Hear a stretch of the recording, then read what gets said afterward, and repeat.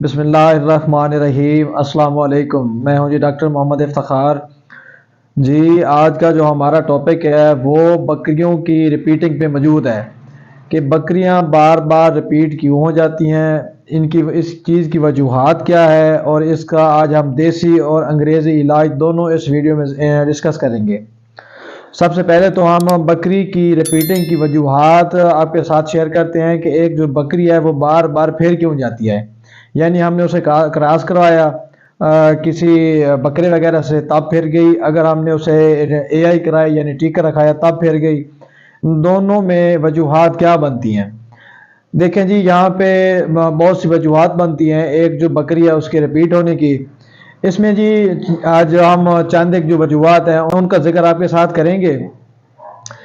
اس میں پہلی وجوہات یہ بنتی ہے کہ اکثر اوقات کیا ہوتا ہے کہ ہمارے ہاں جو بکریاں ہوتی ہیں وہ چھوٹی ہوتی ہیں، قد کاٹ میں چھوٹی ہوتی ہیں، ان کے اندر جو باڈی سٹرکچر ہے وہ چھوٹا ہوتا ہے، جبکہ ہم ان کے اوپر جو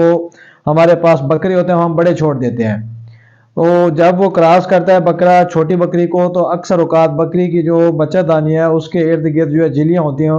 اور وہ اکثر اوقات زخمی ہو جاتی ہیں، ان میں انفیکشن پیدا ہو جاتا ہے۔ ایک تو ریپیٹنگ کی یہ وجہ بنتی ہے۔ دوسری وجہ یہ بنتی ہے کہ جو بکری ہے وہ بڑی ہوتی ہے اور بکرا چھوٹا ہوتا ہے، تو اس سے بھی کیا ہوتا ہے کہ جو ہماری بکری ہے وہ بار بار ریپیٹ ہو جاتی ہے۔ اور جو تیسری وجہ بنتی ہے وہ یہ ہے کہ جب بھی کوئی بکری بیانے کے قریب جاتی ہے اور وہ خود بخود بیان نہیں پاتی، انسانی ہاتھ کی مدد سے یا کسی ڈاکٹر کی مدد سے ہم اسے بیانے کی کوشش کرتے ہیں، بچہ تو ہم بکری کے پیٹ سے نکال لیتے ہیں، لیکن بعض اوقات کیا ہوتا ہے کہ بکری کی جو بچہ دانی ہے اس کے اندر ہمارے ہاتھوں کی وجہ سے یا ہمارے ناخن لگنے کی وجہ سے انفیکشن پیدا ہو جاتا ہے۔ اس کے علاوہ کیا ہوتا ہے کہ جب بکری بیا گئی ہے اس کی جو جیر کا مسئلہ ہے، اگر بکری جیر وقت پہ نہ پھینک کے ہاتھ کی مدد سے نکالنی پڑ جائے تو ایسی بکری بھی جو ہے وہ بار بار ریپیٹ ہوتی رہتی ہے۔ اور اس کی ایک دوسری وجہ یہ ہے کہ اگر کسی بھی وجہ سے بکری کی جو جیر ہے وہ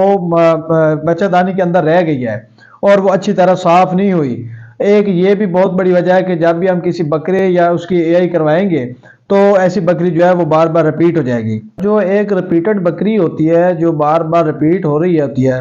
اس کی ایک بہت بڑی علامات یہ ہے کہ اگر ہم نے آج بکری کراس کروائی ہے وہ 3 دن بعد ہیٹ میں آ جاتی ہے، کبھی 4 دن بعد آ جاتی ہے، یعنی اس کا جو ہیٹ سائیکل ہے وہ مکمل طور پہ ڈسٹرب ہو جاتا ہے۔ یعنی ایک جو جانور ہوتا ہے وہ 11 دن بعد یا 21 دن بعد ہیٹ میں آتا ہے، لیکن جو ریپیٹڈ جانور ہوتا ہے جو کسی بھی وجہ سے بار بار ریپیٹ کر رہا ہوتا ہے تو وہ ہر 4 دن بعد، 3 دن بعد، 5 دن بعد بار بار وہ ہیٹ میں آ جاتا ہے۔ تو ہم آپ اس کے دیسی علاج کی طرف آتے ہیں۔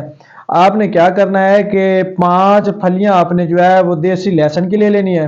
اور آدھا چمچ آپ نے ہلدی لے لینی ہے۔ یہ آپ نے 5 دن استعمال کرنی ہے اسی طرح، یعنی ہر روز 5 جو پھلیاں ہیں وہ آپ نے دیسی لہسن کی لے لینی ہے، آدھا چمچ جو ہلدی ہے وہ آپ کسی روٹی میں رکھ کے آپ یہ استعمال کروا سکتے ہیں۔